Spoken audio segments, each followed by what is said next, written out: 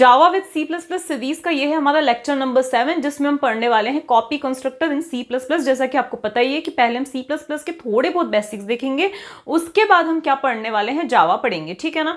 तो अभी देखो, प्रीवियस वीडियो में हमने क्या देखा था, कंस्ट्रक्टर का इंट्रोडक्शन देखा था, डिफॉल्ट कंस्ट्रक्टर और पैरामीटराइज कंस्ट्रक्टर देखा था। आज की वीडियो में हम कॉपी कंस्ट्रक्टर देखेंगे। मैं उम्मीद करती हूँ कि आप जो भी प्रोग्राम्स में होमवर्क क्वेश्चन देती हूँ वो आप अच्छी तरह से बना रहे हैं, ठीक है ना। तो अब हम स्टार्ट करते हैं। देखो, कंस्ट्रक्टर क्या होता है ये हमने देखा था।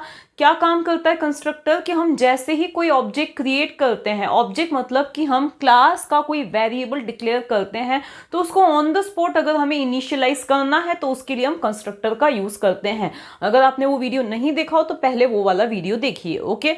तो देखो, सपोज हमने यहाँ पे एक क्लास ली है जिसका नाम हम क्या दे देते हैं, जैसे लास्ट क्लास में भी हमने सिंपल नाम दिया था, तो यहाँ पे भी हम इसका नाम क्या दे देते हैं, सिंपल दे देते हैं, ठीक है ना। आपको मैं होमवर्क क्वेश्चन दूंगी जिसमें मैं खुद बताऊंगी आपको कि इस क्लास का आपको नाम क्या रखना है और उसमें डेटा में क्या क्या देना है, ठीक है ना। तो ये हो गई हमारी क्लास जिसका नाम है सिंपल। इसमें हम दो वेरिएबल्स ले लेते हैं, एक है x और दूसरा क्या है, y है, ठीक है ना। और इसके बाद में यहाँ पे हम एक पैरामीटराइज कंस्ट्रक्टर का यूज करेंगे, ठीक है। तो यहाँ पे हम एक काम करते हैं, पब्लिक सेक्शन में यहाँ पे दिया हमने पब्लिक सेक्शन, और यहाँ पे हमने क्या दिया, पैरामीटराइज कंस्ट्रक्टर देना है। और क्योंकि कंस्ट्रक्टर देना है तो उसका नाम भी क्या होना चाहिए, सिंपल ही होना चाहिए। कंस्ट्रक्टर का कोई रिटर्न टाइप नहीं होता है, ये भी मैंने प्रीवियस वीडियो में बताया था। और ये दो इंटीजर्स हमसे एक्सपेक्ट कर रहा है, और यहाँ पे हमने दे दिया इंट ए बी। पूरा मैं आपको ड्राइव रन करके बताऊंगी तो ये पूरा फिर से समझ में आ जाएगा। प्रीवियस वीडियो में हमने इसकी डेफिनेशन जो है आउटसाइड द क्लास दी थी, मतलब हमने इसको क्लास के बाहर डिफाइन किया था, ठीक है। इसमें मैं इसको यहीं पर डिफाइन कर रही हूँ। तो यहाँ पे मैंने लिख दिया x is equals to A, और यहाँ पे मैंने लिख दिया y is equals to B. तो ये क्या डिफाइन किया है मैंने, पैरामीटराइज कंस्ट्रक्टर डिफाइन किया है, ठीक है। इसके बाद एक शो फंक्शन यहाँ पे दिया है जो क्या करेगा, इन वैल्यूज को शो करेगा, दैट इज डिस्प्ले करेगा, ठीक है। तो यहाँ पर हम लिख देते हैं सी आउट, और यहाँ पे लिख दिया पहले हमने x, और फिर यहाँ पे मैंने लिख दिया एंड l, और फिर मैंने लिख दिया यहाँ पे y, ठीक है। तो यहाँ पे मैंने लिख दिया y। आपको आउटपुट जिस वे में फॉर्मेट करना है आप कर सकते हैं, ठीक है। और ये हो गई हमारी क्लास की एंडिंग, ठीक है। तो इस क्लास में हमारा एक कंस्ट्रक्टर है जो वैल्यूज को सेट करेगा और मतलब इनिशियलाइज करेगा, और एक फंक्शन से जो वैल्यूज को डिस्प्ले करेगा, ठीक है। अब हम आते हैं हमारे मेन फंक्शन पे, जिसमें कॉपी कंस्ट्रक्टर पे हम बाद में आएंगे, पहले हम पैरामीटराइज कंस्ट्रक्टर पे आएंगे, ठीक है। और देखो, कॉपी कंस्ट्रक्टर भी दो टाइप के हमें पढ़ने हैं, एक होता है डिफॉल्ट कॉपी कंस्ट्रक्टर और दूसरा क्या होता है, एक्सप्लिसिट कॉपी कंस्ट्रक्टर, ठीक है। ये दोनों हमें पढ़ने हैं। तो सबसे पहले हम आते हैं हमारे मेन फंक्शन पे। तो ये है हमारा मेन फंक्शन, तो यहाँ पे ये मेन फंक्शन। अब हमें, क्योंकि हम चाहते हैं कि जैसे ही हमारा ऑब्जेक्ट बने वो इनिशियलाइज हो जाए, ठीक है, तो उसके लिए हम यहाँ पे क्या करेंगे, सपोज मुझे इसका ऑब्जेक्ट का नाम देना है सिंपल, का नाम देना है s, और मुझे दो वैल्यूज पास करनी है 20 एंड 30। इसी तरह से हम किसी पैरामीटराइज कंस्ट्रक्टर को कॉल करते हैं, ठीक है। इसके बाद में इस s को मुझे क्या कर देना है, शो कर देना है। यहाँ पे मैंने इंटेंशनली इस लाइन को छोड़ा है, ब्लैंक छोड़ा है, ठीक है। तो यहाँ तक क्या होगा पहले हम ये समझते हैं। तो सिंपल नाम की जो क्लास है हमारी, उसका एक ऑब्जेक्ट बनेगा जिसका नाम होगा s। तो उसको कुछ इस तरह से क्या होगी, मेमोरी एलोकेट होगी। ये s है, यहाँ पे ये आया x और यहाँ पे ये आया y, ठीक है। और ऑन द स्पॉट ये इनिशियलाइज हो जाएगा विथ वैल्यूज 20 एंड 30। कैसे, देखो यहाँ पर हम, क्योंकि कंस्ट्रक्टर के रूल्स तो मैं आपको पहले ही बता चुकी थी, यहाँ पर हम पैरामीटर्स दे रहे हैं, ठीक है। तो अब कौन सा कंस्ट्रक्टर कॉल होगा, ये वाला कंस्ट्रक्टर कॉल होगा जो दो इंटीजर्स को क्या कर रहा हो, एक्सेप्ट कर रहा हो अपने पास, ठीक है। तो ये 20 चला जाएगा इस a के अंदर, ठीक है, और ये 30 चला जाएगा इस b के अंदर, ओके। तो ये चला गया। इसके बाद मैंने लिखा x इज इक्वल्स टू ए, किसका x, जिसके लिए ये कॉल हुआ है, तो s के लिए ही कॉल हुआ है, तो s का x क्या हो जाएगा, a के इक्वल, दैट इज 20 के इक्वल, और s का b किसके, y किसके इक्वल हो जाएगा, b के इक्वल। तो इस s का y किसके इक्वल हो जाएगा, b के इक्वल हो जाएगा, ठीक है। तो यहां तक तो हमारा ये पैरामीटराइज कंस्ट्रक्टर कॉल हुआ है। तो हम आगे क्या करना चाहते हैं, अब हमें पढ़ना है कॉपी कंस्ट्रक्टर। अब हम आगे ये करना चाहते हैं कि हम इसी ऑब्जेक्ट की, देखो ये क्या है, ऑब्जेक्ट है, इसी ऑब्जेक्ट की कॉपी क्रिएट करना चाहते हैं। अब कॉपी क्रिएट होगी तो कहीं तो स्टोर होगी, ठीक है, तो वो किसी और ऑब्जेक्ट के अंदर स्टोर होनी चाहिए, ठीक है। मतलब हमारा एम ये है कि हम क्या करें, एक और ऑब्जेक्ट बनाएं जिसके अंदर यही का यही डेटा क्या हो जाना चाहिए, कॉपी हो जाना चाहिए, जिसके अंदर यही का यही डेटा क्या हो जाना चाहिए, कॉपी हो जाना चाहिए। ठीक है, मान लिया कि मैंने अगर कुछ लिखा होता इंट x, ठीक है, इज इक्वल्स टू 10, फिर मैंने लिख दिया y इज इक्वल्स टू 10, इसका मतलब क्या है कि y के अंदर x के कंटेंट्स क्या हो चुके हैं, सॉरी यहाँ पे लिख दिया मैंने y is equals to x, इसका मतलब क्या है y के अंदर x के कंटेंट्स क्या हो गए, कॉपी हो गए। यहाँ पे मैंने नॉर्मल वेरिएबल्स लिए थे, यहाँ पे मुझे क्या लेने हैं, क्लास के वेरिएबल्स लेने, मतलब कि ऑब्जेक्ट्स को क्या करना है, कॉपी करना है। ठीक है, तो इसके भी दो तरीके होते हैं। देखो, जैसे हम नॉर्मल किसी कंस्ट्रक्टर को कॉल करते हैं वैसे ही हम कॉल कर सकते हैं। पहला तरीका हमारा ये है, यहाँ पे हम क्या लिखें, सिंपल, क्योंकि देखो ये क्या है, कंस्ट्रक्टर की बात हो रही है, तो कॉल कब होगा, जब उसका ऑब्जेक्ट बनेगा, तो हमें इसका एक ऑब्जेक्ट क्रिएट करना पड़ेगा। कैसे क्रिएट करेंगे, तो यहाँ पे मैंने लिख दिया सपोज टी, और मैं क्या चाहती हूँ, इस टी के अंदर किसके कंटेंट्स कॉपी हो जाने चाहिए, इस एस के कंटेंट्स, तो मैं एज अ पैरामीटर यहाँ से एस भेजूंगी, क्या भेजूंगी, एस भेजूंगी। ठीक है, अब देखो आपको लगेगा कि हमने ऐसा कोई कंस्ट्रक्टर तो यहाँ पे डिफाइन ही, ऐसा कोई हमने कंस्ट्रक्टर यहाँ पे डिफाइन ही नहीं किया है जो क्या करता हो, एस टाइप की वैल्यूज लेता हो। ठीक है, तो यहाँ पे कॉल होगा हमारा डिफॉल्ट कंस्ट्रक्टर। आप इस प्रोग्राम को रन करके देखिएगा, यहाँ पे हमने ऐसा कोई कॉपी कंस्ट्रक्टर बना नहीं रखा है। स्टिल अगर आप यहाँ पे लिखते हो टी डॉट शो लिखते हो,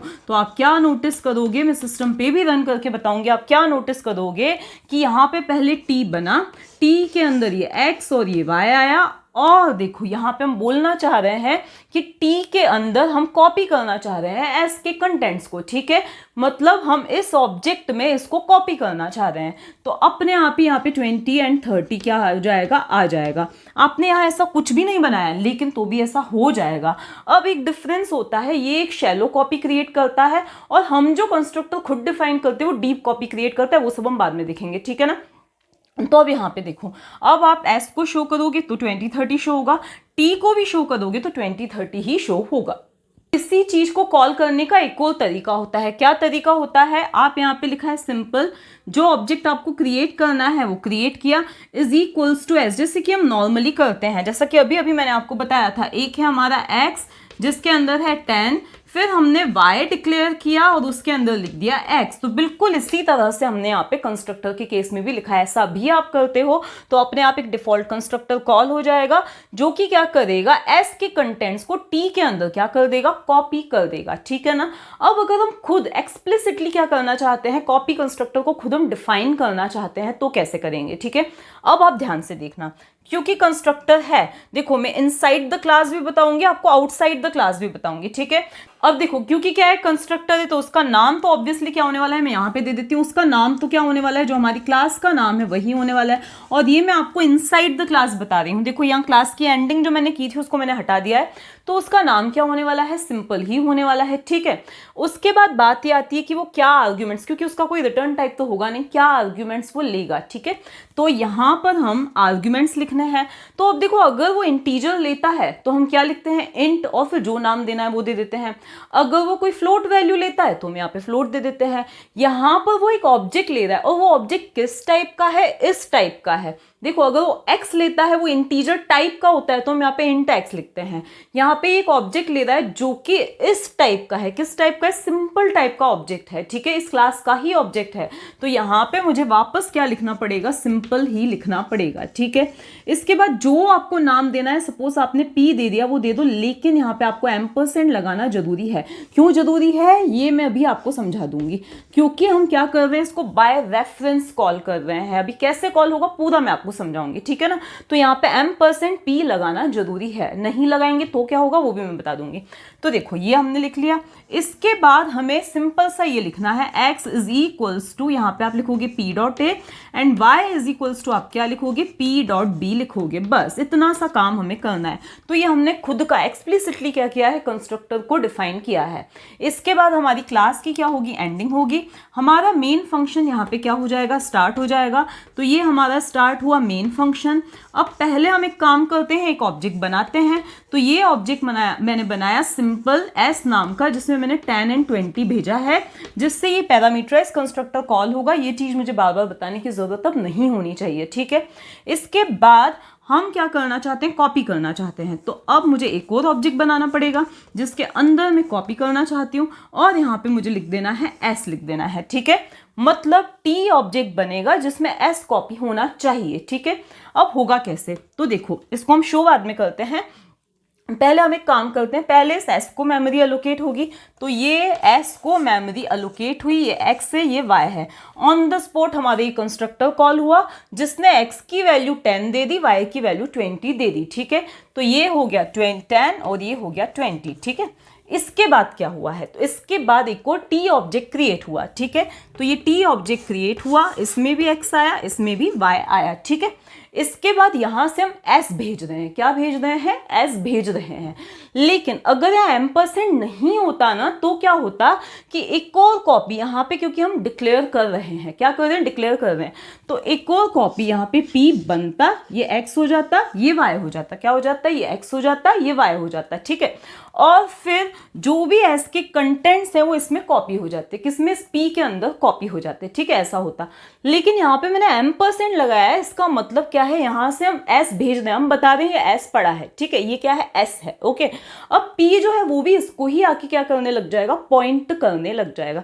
नई मेमोरी क्रिएट नहीं होगी, ये हमारा जो पी है वो भी किसको पॉइंट करने लग जाएगा, इस एस को पॉइंट करने लग जाएगा। एक तरह से यहाँ पे हम इसको दिखा रहे हैं ये एक एस है, और वो पी आके उसी को क्या करेगा, पॉइंट करने लग जाएगा, ठीक है। दोनों एक ही लोकेशन को क्या कर रहे हैं, पॉइंट कर रहे हैं, ठीक है। पॉइंटर का कंसेप्ट आप देख लीजिएगा थोड़ा बहुत, बहुत ज़्यादा इस वाले में देखने की आपको ज़रूरत नहीं है, लेकिन इतना समझ लो कि पी के लिए अलग से मेमोरी ना क्रिएट होके, मतलब इस ऑब्जेक्ट के लिए अलग से मेमोरी क्रिएट ना होके, ये पी भी किसको पॉइंट करने लग जाएगा, इस एस को ही पॉइंट करने लग जाएगा। इसको मैं वेरीफाई भी करके बताऊंगी, ओके, कि ये पी इसी को पॉइंट कर रहा है, ये कैसे पता चले, ठीक है। तो अब हम कहाँ पे आते हैं, यहाँ पे आए, हमने लिखा है X is equals to P dot A, मतलब हम बोल रहे हैं पी का ए, क्या बोल रहे हैं हम, पी का ए। पहले देखो P के A में क्या है, तो P के A में क्या है, हाँ सॉरी P का X लिखना है मुझे, सॉरी यहाँ पे मुझे लिख देना है P का X और यहाँ पे P का Y। अब देखो P के X में क्या है, तो P के X में क्या है, 10 है, ठीक है।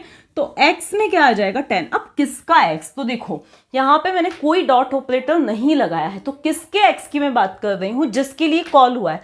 अब ये कॉल किसके लिए हुआ है, T के लिए हुआ है, ठीक है। तो यहाँ पे क्या हो जाएगा, x इज इक्वल्स टू 10, मतलब कि t के x में क्या आ जाएगा, 10 आ जाएगा, ठीक है।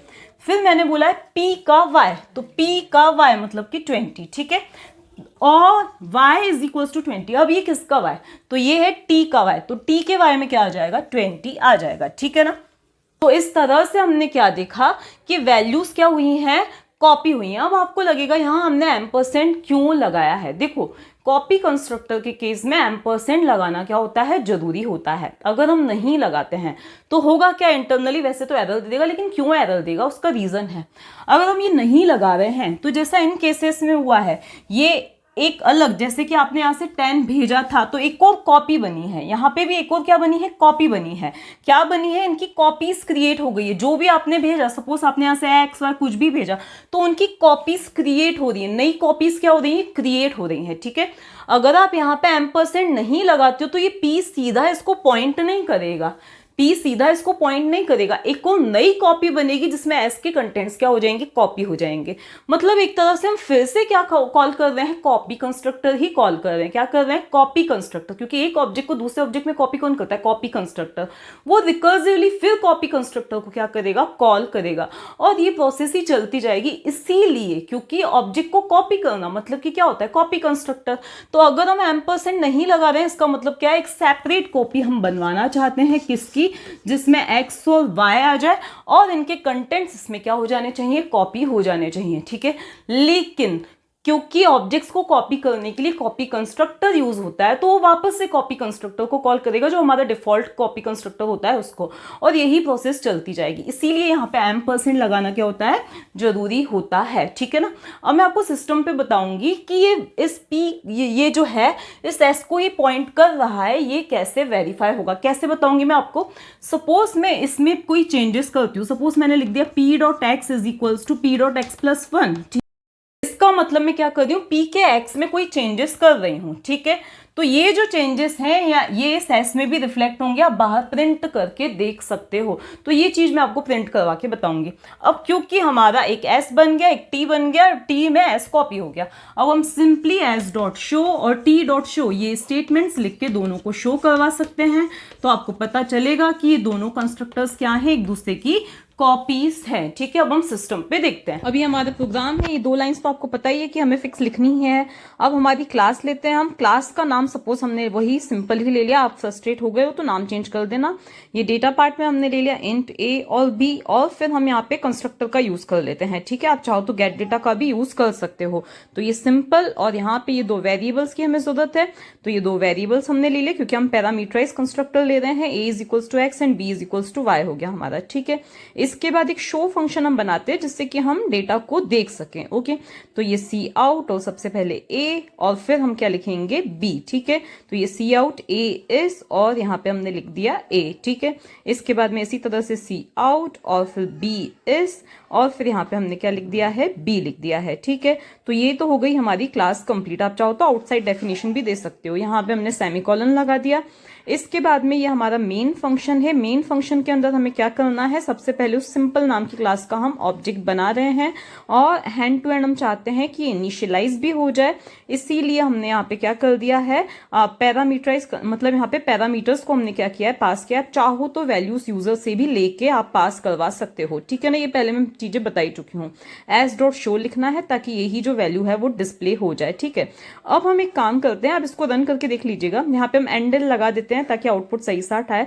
अब हम एक काम करते हैं, कॉपी कंस्ट्रक्टर का जो है हमने यहाँ पे डेफिनेशन नहीं दी है, हम इम्प्लिसिट कॉपी कंस्ट्रक्टर देखना चाहते हैं वर्क कर रहा है या नहीं। तो सिंपल नाम का ही हमने एक और ऑब्जेक्ट बनाया और उसका नाम दे दिया मैंने S2 और उसका नाम हमने S1 ऊपर वाले का कर दिया है और यहाँ पे मैंने S1 लिख दिया है। ठीक है, अब यहाँ पे एरर इसलिए आई है क्योंकि S1 यहाँ पे भी देना है, मैंने नाम चेंज किया था। ठीक है, इसके बाद में हमें क्या करना है, इस S2 को भी हम शो करके देखते हैं। देखो अभी मैंने कोई कॉपी कंस्ट्रक्टर नहीं बनाया है, मैं देखना चाहती हूँ इम्प्लिसिट कैसे वर्क कर रहा है। देखो रन किया तो देखो जो ए फर्स्ट ऑब्जेक्ट के लिए वैल्यू आई वही सेकंड वाले के लिए S2 के लिए भी वैल्यूज आई हैं। आप वैल्यूज चेंज करके भी देख लो तो देखो जो फर्स्ट वाले की वैल्यू से वही सेकंड की आ रही है, जबकि हमने कोई कॉपी कंस्ट्रक्टर यहाँ पर नहीं डिफाइन किया है तो भी। ठीक है ना, तो ये क्या करेगा, अपने आप he calls default copy constructor, ये अपने आप ही डिफॉल्ट कॉपी कंस्ट्रक्टर को क्या करेगा, कॉल करेगा। ठीक है, अब हम क्या करते हैं, कॉपी कंस्ट्रक्टर को डिफाइन करते हैं।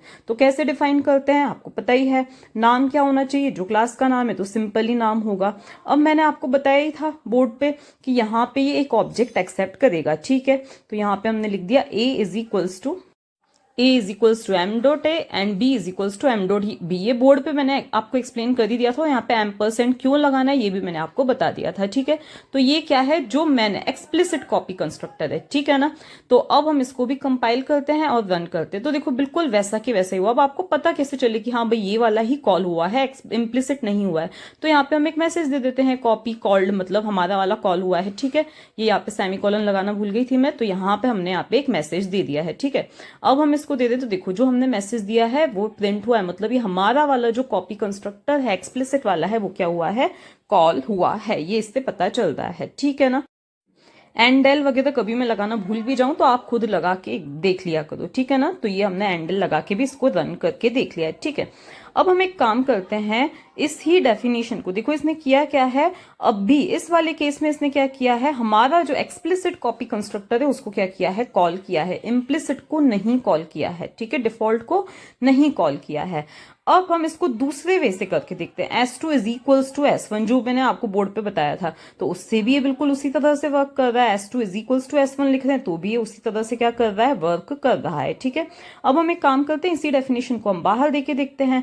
तो बाहर देनी है तो हमें क्लास का नाम पहले लिखना पड़ता है, पहले रिटर्न टाइप लिखते हैं लेकिन कंस्ट्रक्टर कुछ रिटर्न करता नहीं है। ठीक है, तो क्लास का नाम लिखा हमने, उसके बाद में हम कंस्ट्रक्टर और आगे जैसे भी मैंने आपको बताया था कि यहाँ पे आपको क्या देना है, डेटा टाइप में भी क्या आएगा, ये बोर्ड पे जैसे एक्सप्लेन किया था बिल्कुल वैसा कि वैसा यहाँ पे मैंने लिखा है। ठीक है ना, यहाँ पे एम्परसेंड और ये जो डेफिनेशन थी यहाँ से कट करके यहाँ पे हम पेस्ट कर देंगे। तो ये डेफिनेशन को हमने कट किया और यहाँ पे नीचे पेस्ट कर दिया। ये सारी चीजें मैं वीडियो में आपको अच्छी तरह से एक्सप्लेन कर चुकी हूँ। ठीक है ना, डिक्लेरेशन हमें ऊपर रहने देना है। ओके, तो अब ऊपर ये जो कर्ली ब्रेसेस थे उनको हटा देते हैं और सेमी कॉलन रहने देते हैं, ठीक है, क्योंकि इसकी बॉडी में हमें कुछ नहीं चाहिए। ओके, और ये यहाँ पे सेमी कॉलन लगा दिया और यहाँ पे एम लिखने की जरूरत ऐसे नहीं है, हम चाहे तो हटा भी सकते हैं, ठीक है ना। कहाँ पर, ये जो डिक्लेरेशन पार्ट में, इसलिए इसको एम को हटा दिया और नीचे M% ही लिखना है हमको, ठीक है।